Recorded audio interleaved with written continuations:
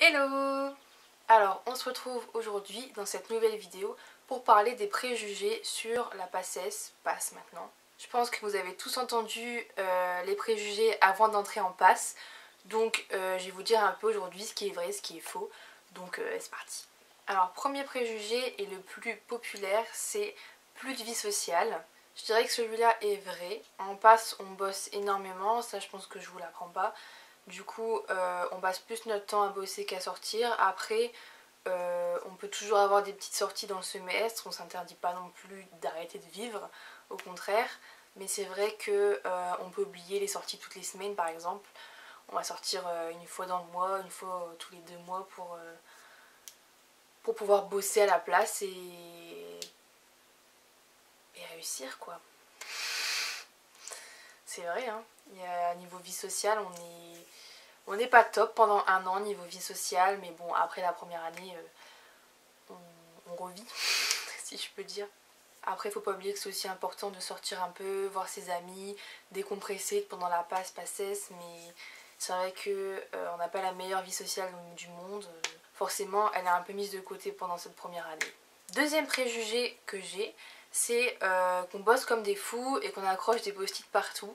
Alors ça oui et non, ça dépend des personnes. Il y en a qui n'accrochent aucun post-it, qui arrivent à retenir tout dans leur tête. Il y en a d'autres qui vont avoir leur appartement rempli de post-it. En vrai ça dépend, ça dépend. Moi j'étais team post-it, il y en avait un peu partout, même dans ma salle de bain et tout, mais ça dépend des gens. Il y en a, je pense qu'il y en a qui n'en utilisent pas, hein, donc... Mais on bosse comme des fous, oui, on bosse énormément.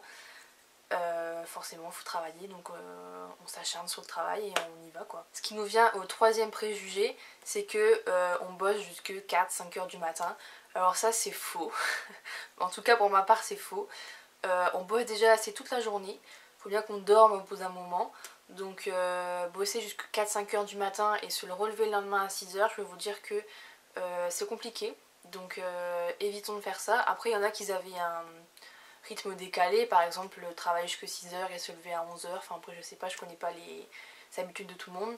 Mais non, on dort quand même un petit peu, faut pas non plus abuser du bail et travailler jusque je sais pas quelle heure. Après ton cerveau il est out of the game, donc non, on fait des petites pauses quand même, faut pas abuser, quoi. Le quatrième préjugé que j'ai, c'est qu'il y a une forte sélection et que c'est impossible de passer directement.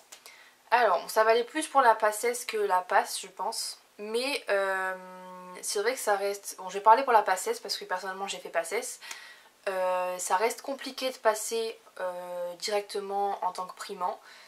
Moi j'ai doublé par exemple et la plupart des gens que je connais ont doublé.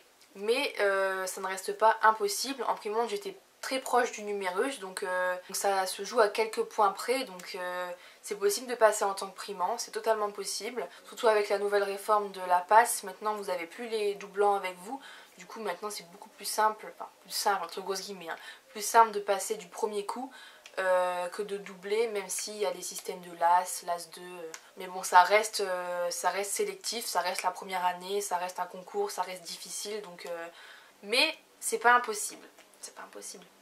C'est ça qu'il faut retenir. Alors prochain préjugé, c'est qu'il y a une atmosphère de compétition, qu'il y a de la méchanceté, tout ça. Alors ça, pas du tout. On m'avait dit avant de rentrer en PASS, ouais, fais attention parce qu'il y a des gens qui donnent des mauvais cours, ils donnent des cours avec des fautes pour que tu apprennes et que tu tombes et que tu rates le concours. Mais alors pas du tout, honnêtement dans ma fac ça a toujours été très bienveillant. Quand quelqu'un avait besoin d'aide, on l'aidait, il y a même des gens qui ont donné des fiches de cours à d'autres personnes. Ça a toujours été assez bienveillant, il n'y a jamais eu de vol d'ordinateur, vol de cours, il n'y a jamais eu de cours donnés avec des fautes, enfin non, honnêtement on sait qu'on est tous là pour un concours, forcément, enfin tout le monde ne va pas passer, mais on se soutient tous parce qu'on sait la galère que c'est et on sait que c'est dur, quoi, donc on s'entraide en fait. Prochain préjugé qu'on demande souvent, c'est est-ce qu'il faut avoir la mention très bien au bac pour réussir la PASS. Bah alors pas du tout, ça n'a rien à voir. Le bac et la PASS, vraiment ça n'a rien à voir. Vous pouvez avoir eu votre bac de justesse et réussir du premier coup votre PASS. Parce que le bac c'est un peu général. En fait ce qui consiste, ce que les gens veulent dire dans il faut avoir la mention très bien pour avoir sa passe, c'est le fait qu'il faut travailler. Forcément quand tu as eu ta mention très bien au bac, c'est que tu as un peu travaillé. Bah là en passe c'est pareil, il faut être organisé et savoir travailler. Mais quelqu'un qui a eu son bac de justesse peut très bien rentrer en passe, s'organiser, travailler et réussir du premier coup. Honnêtement il n'y a pas de... c'est pas j'ai eu mention très bien donc je vais passer du premier coup.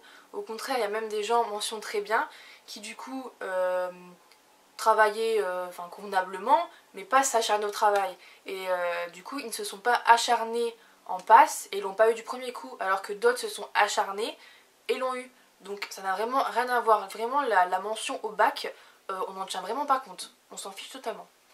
Ensuite, prochain préjugé, il faut être fort en physique. Ça c'est vrai. Ça c'est vrai. Après, la physique en passe, c'est un peu compliqué pour tout le monde. C'est un peu la merde pour tout le monde. Donc bon, si vous n'êtes pas fort, moi j'étais pas forte. Je m'en suis sortie. Mais si vous êtes fort en physique, c'est un plus quoi. Franchement, vous pouvez grave gagner des places grâce à ça. Donc si vous êtes en terminale, travaillez bien votre physique. Et ouais, essayez de taffer à fond dessus. Même si en taffant, moi je taffais et ça n'a pas... j'ai jamais été très forte non plus. Mais ouais, faut quand même faut essayer d'être bon en physique, c'est vrai, c'est du plus en fait. Parce que la physique c'est galère pour tout le monde et ceux qui y arrivent forcément se démarquent. C'est un peu la physique en passé, c'est un peu là qu'on fait la sélection. Donc forcément ceux qui y arrivent ils montent en place. Donc essayez d'être fort même si c'est dur. Alors prochain préjugé que j'ai, c'est que c'est tout du par cœur. Alors là je suis pas du tout d'accord avec ce préjugé. Déjà rien qu'avec l'exemple de la physique précédemment. Là c'est pas du tout du par cœur, enfin il y a une partie cours par cœur mais bon elle est minime comparée à la partie application. Après par exemple en maths c'est pas du par cœur. Et j'ai l'impression personnellement que dans tous les cours il n'y a pas que du par cœur mais il faut comprendre avant d'apprendre. Si on comprend comment ça fonctionne, on va tout de suite mieux apprendre. Par exemple en biocellulaire, moi j'essayais vraiment de comprendre. Et c'est comme ça que j'apprenais. Si je comprenais pas comment ça marchait, par exemple les mitochondries, j'allais pas retenir par cœur. Donc tandis que en comprenant vraiment comment c'est le fonctionnement, là on retient. Pareil pour la natte.